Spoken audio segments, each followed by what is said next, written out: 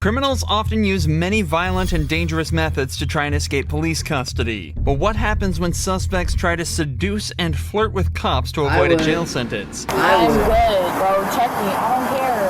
I like men. Come on, just search me. Here are 7 examples of when suspects try to seduce cops, starting with arguing. I should make merch.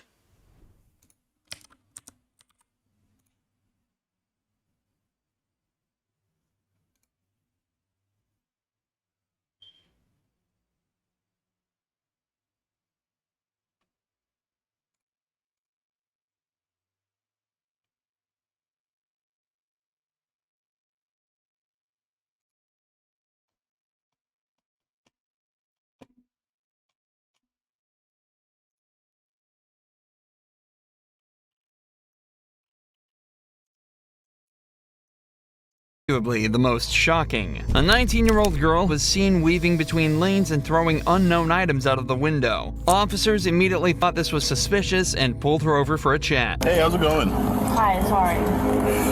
What's up? You said you were coming from Dancers? The driver states that she's a stripper at a bar called Dancers, and that she was texting her boyfriend who was home with her kids. However, the officers noticed something off about the driver. Her speech was slightly slurred and her eyes were glazed over. There's a good chance this girl's been drinking. What time did you get off with Dancers? 11. 11? It's an hour and a half away. You got off at 11? It's 10:23 right now. Stupid ass. Really? Oh. Did you have anything to drink? No, I'm 19. You're 19? I cannot drink at the strip club, nothing. Nothing? No. Are you sure? Don't get on my eyelashes, bro. The light will hurt your eyelashes? No, but they falling off. From the light? Despite the girl's claims, the officers are fairly sure she's had at least something to drink last night, especially when she seems to forget the time completely. So they ask her to step out of the vehicle and perform a few sobriety tests. Well, hold on. We're gonna start. I'm cold. We're gonna start right here. All right. Do you wear any glasses or contacts? I do. You do? Are you wearing contacts right now? No. No? I'm Okay. cold. You're gonna. Let's just walk in a straight line and I'll be good.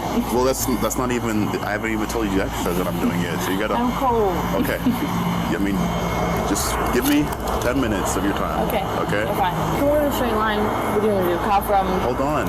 I didn't tell you that's what we're gonna do yet. I know, but I know how the police is. Despite her enthusiasm to begin the tests, she doesn't exactly pass them with flying colors. And after losing her balance on the final test, she's placed under arrest by the officers. But that's not where the story ends for her. On the way back to the patrol vehicle, she mentions that there are in fact weapons in her car, and her behavior starts to change drastically. Y'all can check me. I don't care if y'all are male, bro. We got plenty of female officers around to do that. I'm good, bro. Check me. I don't care. I'm giving authorization to you. I'm not gonna search you. Why not? I give you authorization too. Well, I'm not gonna do that. So. Well, I like men. Come on, just search me. While the cops maintained that they couldn't search her, they did take the time to search her vehicle. Inside, they found multiple guns, a large stack of cash, though it was decided this was likely just tips from the bar. However, she was still charged with DUI and sentenced to 9 months probation, despite also being underage. It was fairly difficult for the cops to judge if this girl was drunk or not. However, this next girl didn't show the same amount of class, instead resorting to manipulate and trick the cop into letting her go. Hello, how you doing? Walter, how to New Mexico State Police. Using for the stop. You're going 55 back there on MLK. 55? Yeah, 55. I was right behind you the whole time, and you just Honestly, booked it. I had a bad night. The girl that I thought that were my friends are not my friends. I'm sorry to hear that. Where are you coming from? Knockout. Knockouts? This girl doesn't seem to be having the best night, but that still doesn't explain why she was driving 25 miles an hour over the speed limit on a residential road. She also mentions that she came from a place called Knockouts, a gentleman's club, that could explain the sparkly outfit and why she was driving so erratically. Okay. You have your license? Like, you're gonna tell me you're my client and then do some bullshit. Yeah. Here's my registration. I have Do you have a jacket or something that you could put on? what? Do you have a jacket or anything? A jacket? Yeah, like in the car. No, why? Because I'm gonna ask you to step out. That way we can talk out here. I don't have anything. The girl seems to be upset about a disagreement with her friends back at the bar, but this officer isn't buying it. There's many examples of suspects pretending to be sad or distressed during a traffic stop to try and get sympathy from the cops and walk away with a lighter sentence. This can work in some circumstances, but it doesn't excuse driving at almost twice the speed limit. But this doesn't stop the girl from trying after she steps out of the car. Okay. Here's my registration, and I can give you my progressive. It just sucks. Like, Yeah. a bitch Here, let me. tells me that she's my friend and she's not. Okay. All right. Let's just go back over here. I'm moving next weekend, and my friend said that she's my friend, but she's not. Yeah. Could you stand up straight? Yeah. All right. So how much alcohol you consumed? No, I haven't. Nothing. I smoke weed. I have my medical card if you want to see it. I have that. But I've been smoking because I'm mad. Yeah, you're mad. You know what I mean? Like, Okay. all the friends. Here, just try to calm down a little bit. So you say that you haven't consumed no alcohol. Just be honest with me. How much alcohol? Work have knockouts. Honestly, the way I feel is because the girl, she went behind my back and shit. You know what I mean? No matter how hard the cop tries to keep the girl on topic, she keeps breaking down and talking about her friendship issues. After some more pressing by the officer, she admits to smoking marijuana and alcohol back at the club.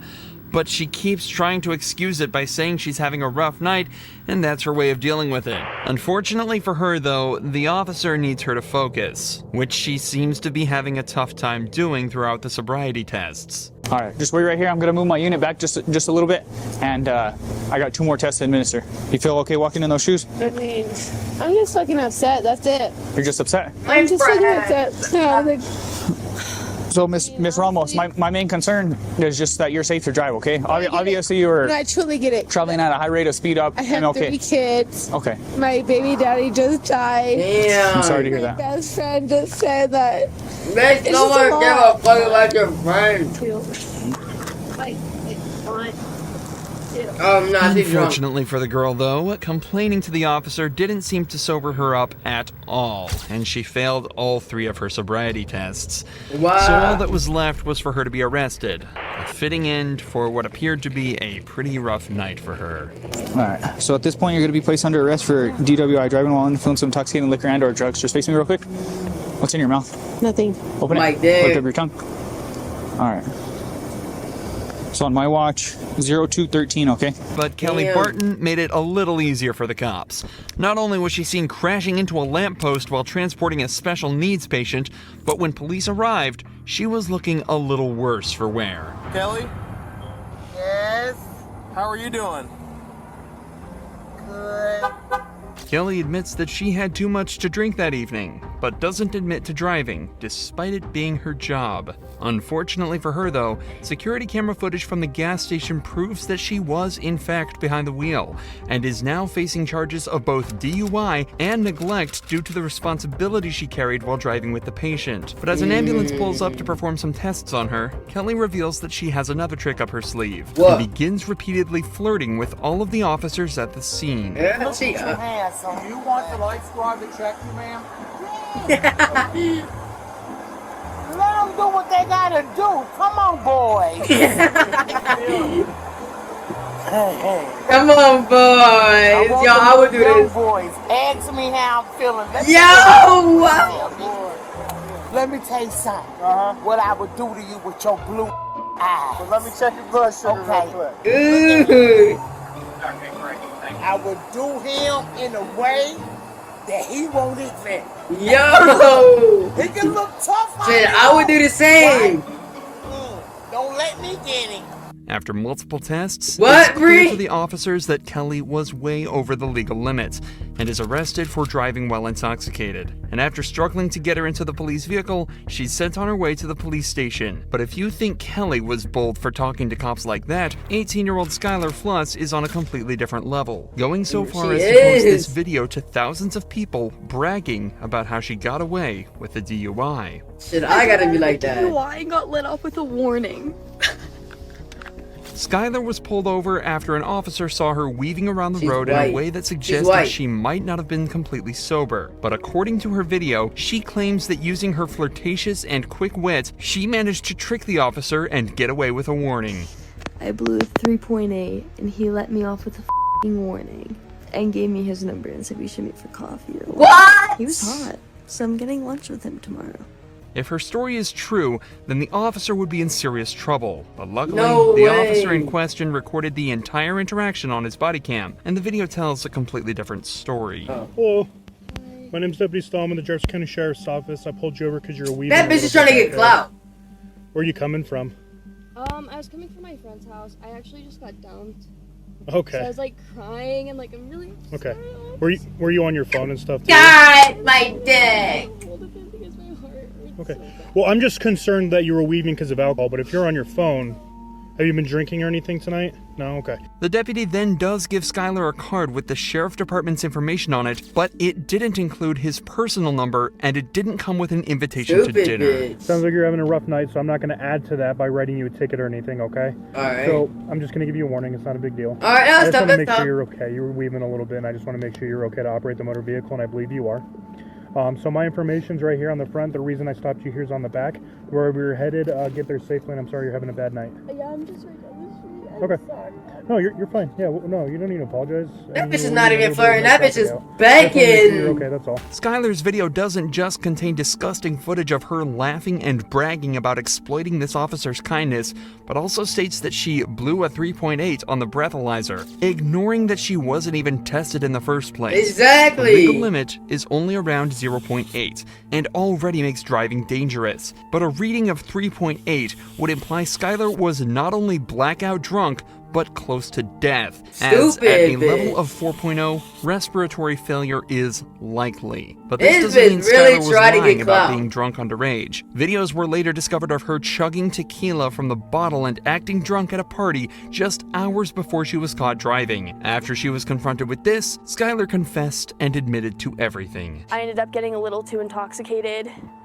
I was taking shots all night and I decided to make the dumb decision to get into my car and drive. She also admitted that the officer never asked her out. That was just a lie for social media attention. Regardless of her Stupid confession bitch. though, no further action was taken against her or the officer who failed to test her. But the same can't be said for Lydia Badillo. She was caught trying to transport 2 illegal immigrants over the Mexican border, and as soon as everything started to fall apart, she decided to try seducing the officer. What? Wait for me right here, okay? You don't have anything?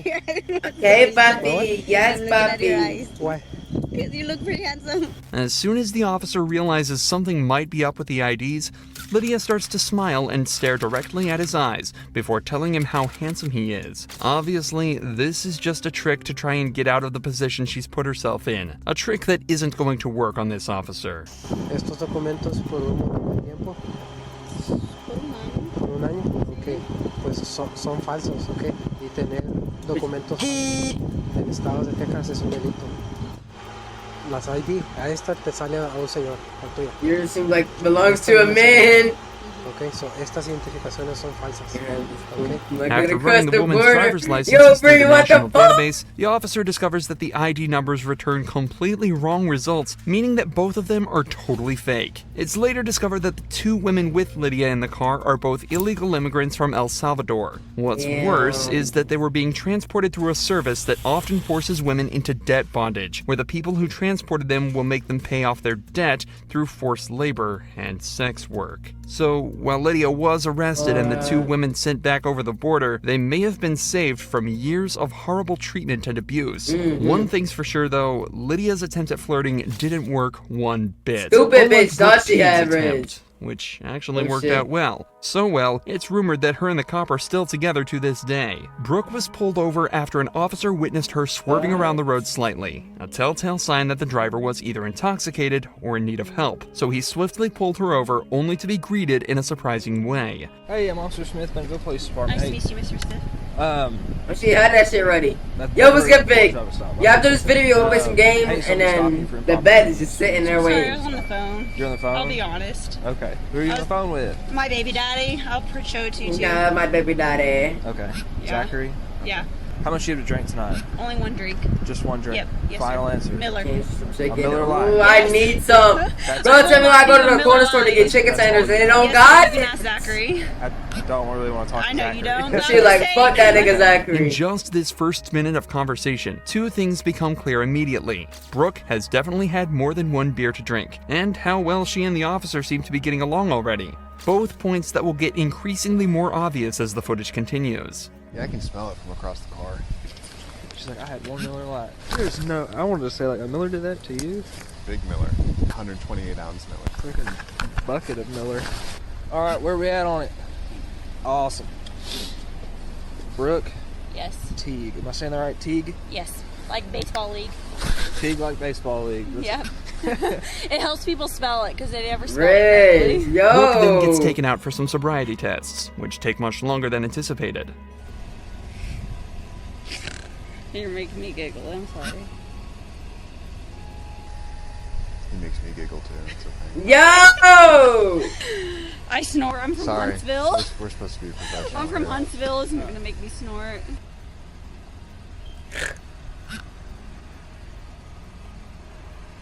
Shit is All right, easy stop shit to laughing if pass. you're making me laugh. I'm not. All right, seriously. I'm giggling. I'm All right, sorry. this is a serious deal. All right. Okay. You're smiling. I can't help it. All right. Stop. Okay. I'm sorry. Unfortunately, despite all the jokes, Stop. Brooke failed all the sobriety tests and was put under arrest. How much you've actually had a drink? I've had 2 Millers. 2 Millers now? That's it? Yes, sir. You can call Mitchell, the manager. Okay. Well, hey, go ahead and put your hands on your back for me, okay? It's funny when a girl snorts. It is. After a search of her I'd car, be which like, turned up "Damn, nothing but Daddy." a loose car seat, she was driven back to the police station where the sparks continued to fly. I'm with you. Let's go over here. What? Oh my God, is there a dog? There is a dog. Where? He's over there. Over here. No way, this His name's bitch is Koya. rizzing him up in the jail. What's his name? His name's Coach. Coach? I have 3 dogs. This nigga whipped out his phone and everything. Wow. Did I go to high school with you? I don't think so. Where'd you go to high school? Riz. Yeah, Where'd you go? Indiana. Valparaiso, Indiana. Where in Indiana? Valparaiso. I was raised from Bluefield. Really? Riz. Note that despite the obvious chemistry, both Brooke and the officer have remained professional and are continuing to move on with the investigation. I The guess. officer had Brooke take a blood alcohol test where she blew 0.14%, almost twice the legal limit. A DUI probably wouldn't net her that bad of a sentence, though.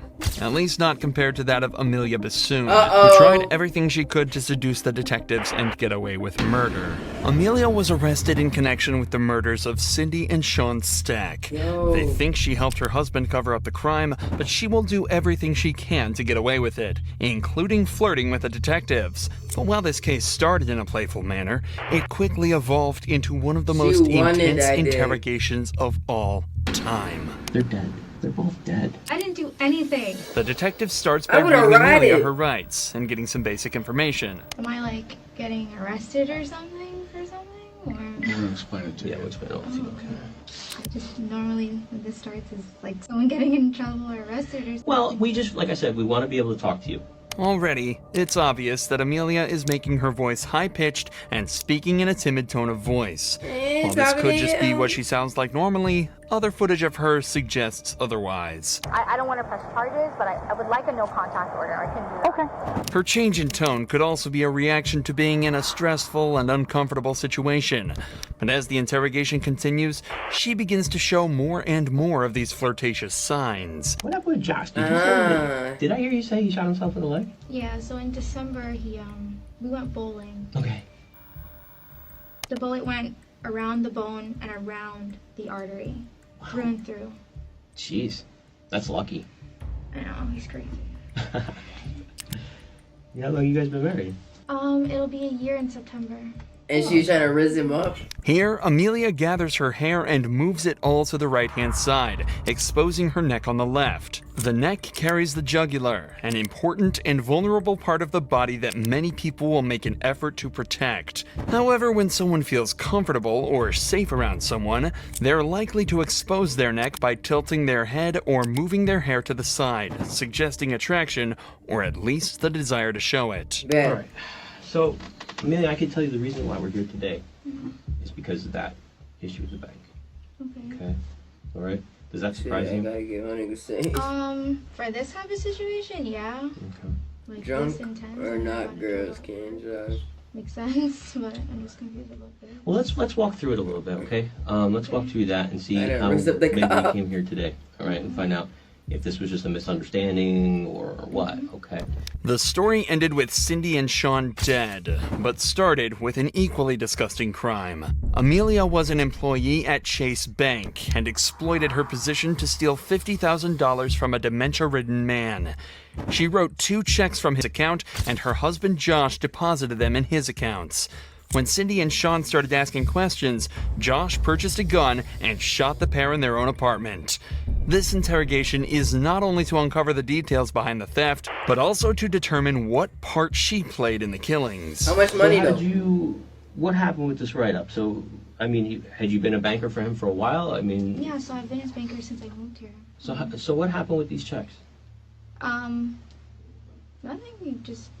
He called him. I have the record over global security. Mm-hmm. So when they came in, they pulled like call logs, they pulled like cameras, just to make sure like they pulled signature files. Because I mean, it's still federal, it's the bank. So they wanted to make sure that I wasn't like, I guess, stealing. Mm-hmm. When you talked to Gerald, I mean, how did he appear to you? Is he a young guy, old guy? He's old. Oh, well, how did he appear to you when you talked to him? He's okay. He was okay? Yeah. Do you ever have any issues when you talk to him about remembering things or anything like that? Like I know like a little about himself. Like he had brain surgery. Mm-hmm. But for the most part, he remembers things. I don't think he forgets really. He just, other than that, he's still nice. Okay. Yeah, nice guy. Amelia does her best to seem open and honest here, but as soon as she finishes up talking, she brings her shoulders up, hunches over slightly, and crosses her arms. All movements that are done to protect vital parts of the body and are obvious tells that someone feels uncomfortable. These signs only become more apparent as the interview continues. What did he have you do? Like, what did he ask for? Nothing. It's just he put 2 checks and $25,000 each, and that was it. I was so The good. grandson came, picked him up. And The grandson came and picked him up? it was either the day before or the day after. Mm-hmm. I opened up an account for him. Oh, so he must have just deposited those checks into the account? I'm guessing. I think your best bet right now is to be completely honest with us, okay? So let's go on a little bit more, okay? The truth is going to be the best thing right now. Okay? This happened in May? My write-up for it in May. Is the account still open? The grandfather? No? Amelia's speech has become much shorter and unclear, and she continues to seem more and more uncomfortable when pressured about Gerald's banking records. Lock her Of up. course, the detective has noticed this and is seeing straight through her original timid and playful demeanor, so he decides to ramp her up the up. pressure. Amelia, listen. Okay, at a certain point in time, we have to move past it, all right? He's a nice guy, and I'm sure you really do care about him. I do. Do you see now? But it's not like I don't want to make it. Okay. No. Did you take advantage of that old man? I did. Take advantage of him because he's a really nice guy. Yeah. Money is money. Josh, did he ever talk to them? No, he never spoke to him. He doesn't even know who they are. Okay. Would you have been at their house? Him? He doesn't even know where they live. I don't even know where they live. Well, you have access to his account. Yeah, but I haven't. You opened it.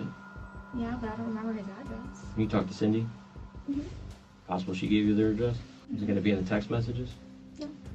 But you don't remember if she gave you the address or not? She never did. She had no reason to. It's possible Josh went over there and you didn't know? I mean, how would he know where they live, though? That's not the question I was asking. Is it possible that he went over there? Not that I know. No. So you can't say for sure he did or didn't? I can say no. How To my can you say knowledge. no? Because he doesn't know he doesn't know them. Amelia now decides to change strategies. Instead of her original flirtatious and playful demeanor, she's switched to an innocent and clueless one. At points, she even smiles and laughs while being asked serious questions in an attempt to downplay the intensity and pressure. This is a sign that the facade she's put up is starting to break, and the detective takes this as an opportunity to press her even further. I think you need to start understanding the severity of the situation. Right? Because I don't know if you really do. all right? And I think you need to start understanding that how this interview goes and what decisions you make here are going to affect your life for a long, long, long time. I think you think that you had this all planned out, and I think and again, not saying it in a bad way, but this is what we do. Okay, when we make mistakes, we figure things out and go, okay, all right, there's a lot more going on here, all right? And you know whose name is all over this right now? You and Joshua, okay? You need to start thinking real hard and real fast, okay? Who is involved in this and what happened, okay? That's all I know. Okay.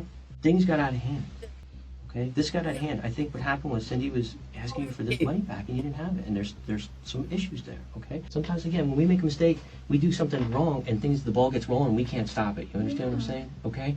Listen, you have your whole life ahead of you. I know. You have a 7-year-old Can't hear son. me. You have an obligation to him.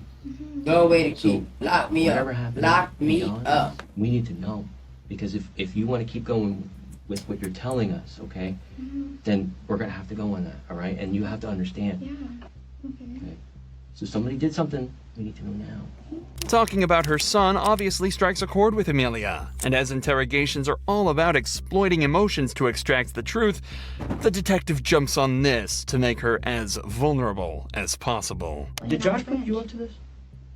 No. Well, this is the stuff we need to know. Listen, if he put you up to it, he put you up to it. That's okay.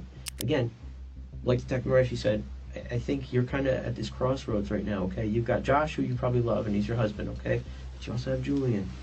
And you got to picture that little boy. You got to picture not being able to watch him grow up. Think about that for a second. Think about being put somewhere very far away from him, and the only way you're going to have contact with him is through letters. You're going to get pictures in jail, in prison, of your little boy growing up. That's your future. I don't know the severity of what he did. What did he do? But he knows the relationship that I have with Mr. Stack. He knows that. I mean, I would take him food, like. Listen to me. So at a point. Bitch, that don't mean shit. Get to the point. That, like, I'm too nice. That I can't kind of act with my customers. But he's the old guy. He has no family. Well, I mean, I talked to him because he's my husband. I talked to him. Did Josh say that you kind of were owed this money because you were taking care of this guy? I don't know if he said that, but. Something like that. What did he tell you? I don't want to get in trouble. I didn't do anything. Okay. We need to know. Well, then tell us. Okay? I didn't do anything. They're both dead. What? Yeah, they're dead. So now we really need to talk. At this point, all of the games that Amelia was playing have gone out the window. Whether she's innocent or not, she's now being accused of aiding a murderer and is faced with losing her job, house, and a 7-year-old son. Yeah. So, understandably, she's starting to get It was him. He did it.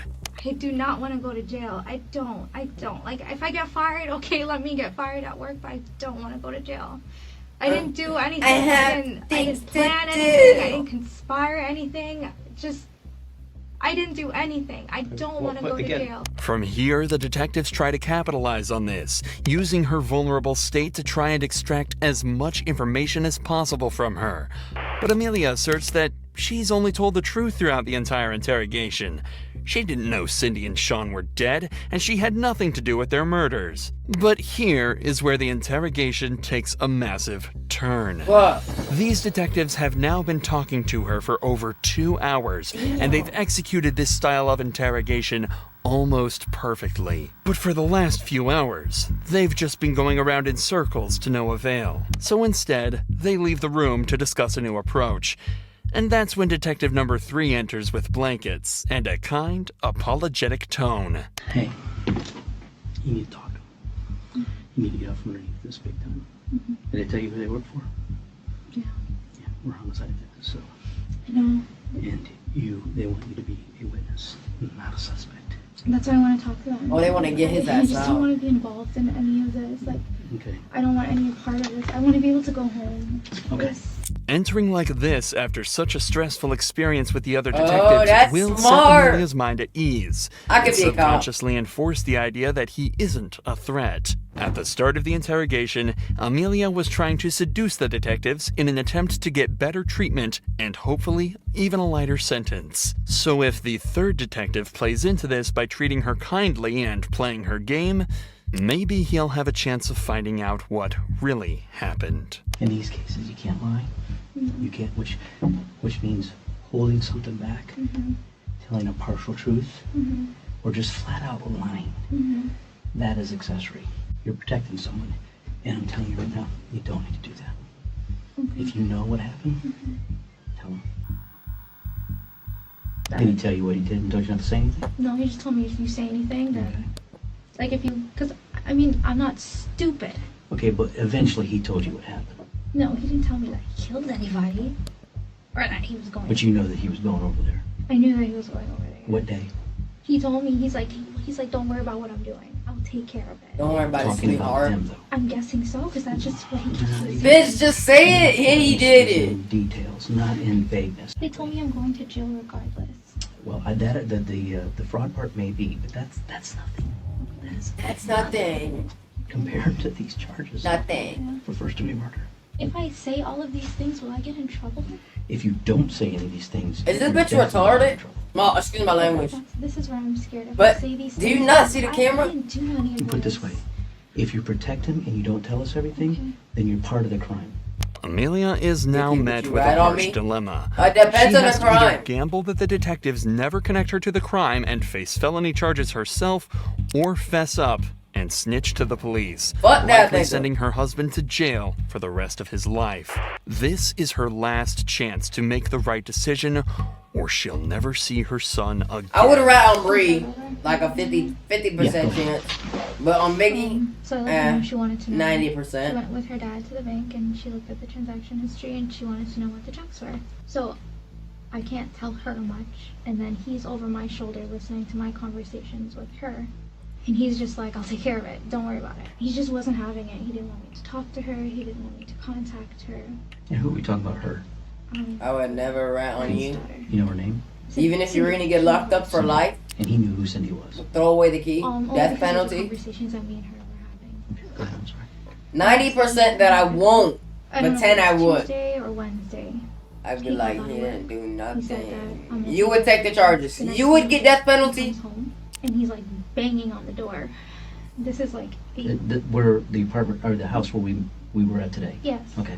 No, He exactly. came on the door. See, that's the 10%, Biggie. That's the 10%. That's the 10%. He was shaking. He took all his clothes off. He put it in a garbage bag, and then he went by his mom and dad's house. Taking a charge, take a life, take a death. When did you become We go to yes, involved in the murder? yes. Well, I didn't know. Yeah. I just stopped hearing from her. That And just then made it I said 100%. something about No can I call ratting. her? He told me no, and then he got really mad at me. And he was like, "If you say something, I'm gonna kill you." Okay, he's not gonna say that unless he told you about the murder. That's the part that's so. When did he tell you about the murder? Sweetie, you gotta let this go. You can't. Anything you hold back is not gonna look good. You gotta just tell it. It hurts. It's scary. I understand that, but not talking is worse for you than talking. It was he Did never. he describe how, what? He never physically said like what he did or if anything was done. Did he say he shot him? Well, I'm guessing he had his gun, so Don't guess. Did he tell you that he shot him? yes. He said he shot him. Mm-hmm. And with that, the detectives managed to use Amelia's tactics against her and got her to confess to her own husband's crime. The detectives also stuck to their word and, after confirming she had nothing to do with the murders, dropped the charges against her. She was, however, still charged with the theft and sentenced to 3 years in prison. Damn. Josh, however, was found guilty of the first-degree murders of Cindy and Sean Stack and was sentenced to life behind bars. Oh, If you that enjoy nigga true look like crime a videos like this, raccoon. make sure you're subscribed to see more.